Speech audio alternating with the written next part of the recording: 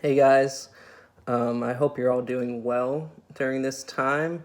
Um, I know it's been nice being able to talk to a lot of you and many of you who, whether it's been through phone or through FaceTime or text messages, it's been nice to hear from a lot of you guys and hearing just what you've been doing during this time and how you've just been handling this all. I know many of you have just talked about how you're just handling this all differently, whether it's you're just kind of sitting inside and hanging out, or you're out just kind of treating this as vacation and enjoying your time with friends or with others. We're lucky that it's nice out now where we can go explore and be outside. So hopefully you guys have been utilizing that. I also know that many of you might be feeling fearful during this time, and I want you to know that's totally understandable and totally legit.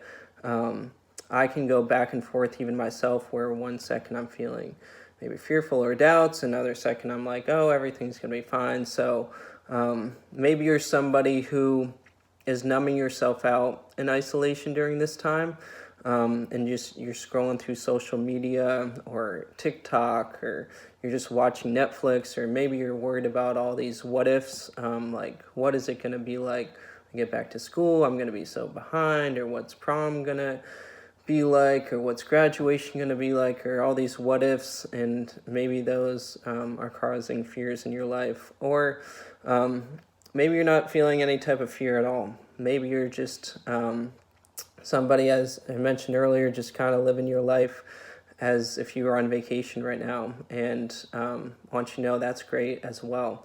So if you are in that place, hopefully you can reach out to those who might be feeling fearful and be a voice of encouragement to them during this time.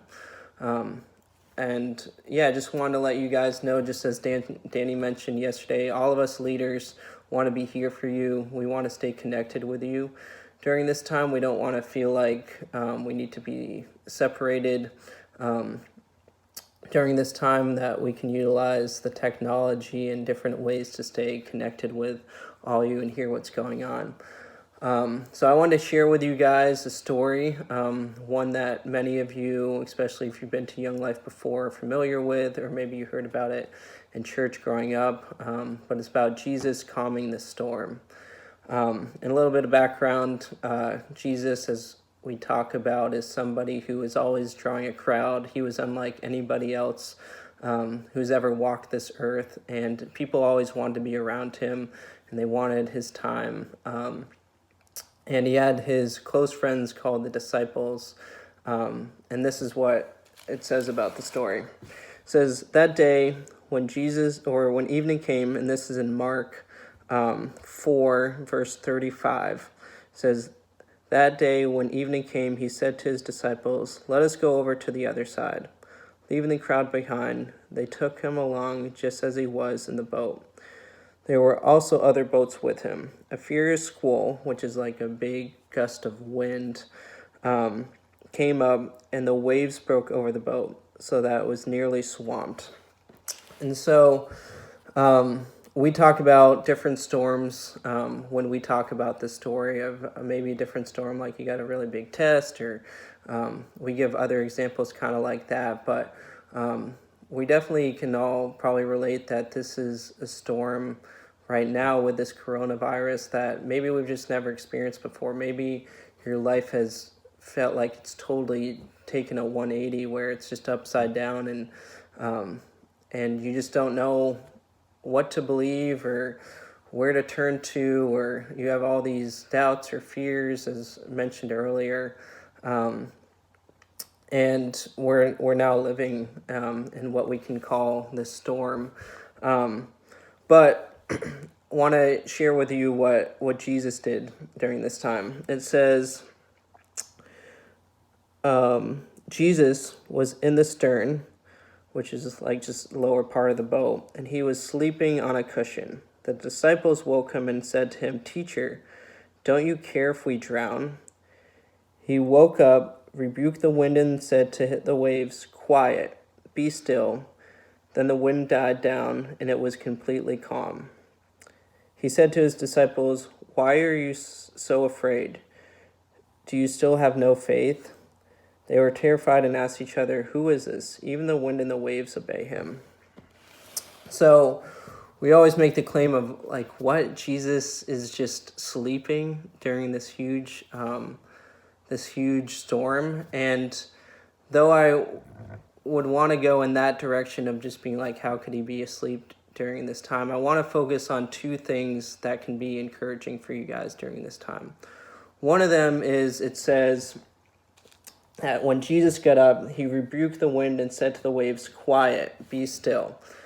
And I think, like me and maybe like many of you, you have that voice in your head that's telling you all these doubts and these fears and these insecurities, and they're stuck in your mind. And that voice may be feeling a little bit even louder and louder during this time of you feeling isolated. But I just want to encourage you, what would it look like for you to just tell that voice to be quiet, and for you to just be still during that time instead, and clinging on to God's truths like Danny had talked about yesterday.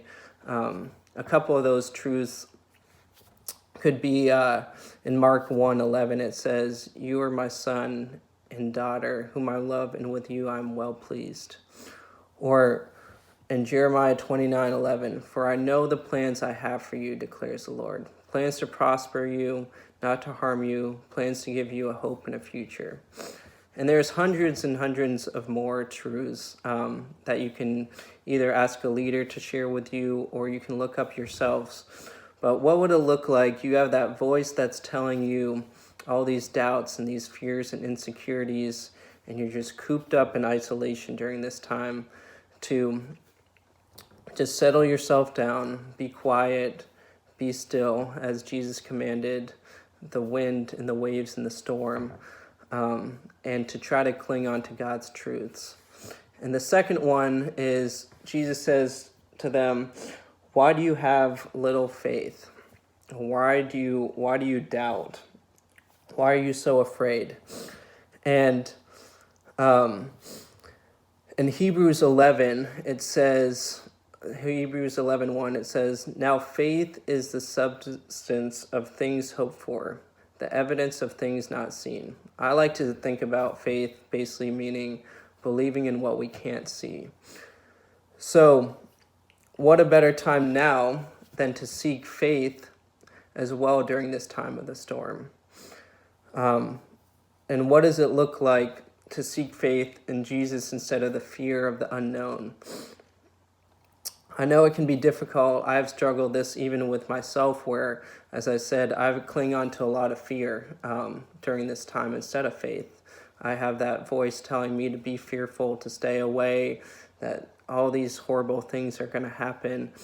But what would it look like that every time I'm feeling that anxiety of fear in my mind, to again stop and be quiet, to be still, and to have faith in Jesus, to look to him, to look towards his truths and what he tells me. Because I know when I do that in my own life, and when I've done that during this time over the last week or so, I just find this overwhelming peace in my heart of feeling like this calmness. And that can look in many different ways to you. Maybe it's praying, maybe it's opening up his word in the Bible, or maybe it's going out for a walk and just trying to be in tune with yourselves and listen and block out that voice that is telling you all these doubts and fears. So 2 encouragements, again, want to emphasize to you guys. One is looking to be quiet and be still during this time of the storm. And 2, how to seek out faith in Jesus, how to cling on to his truths, and how to just, look towards him and call upon him during this time. So us leaders would love to hear from you about how this might encourage you and how you guys are just doing in general. So feel free to reach out to us, whether it's a text message, phone call, or FaceTime.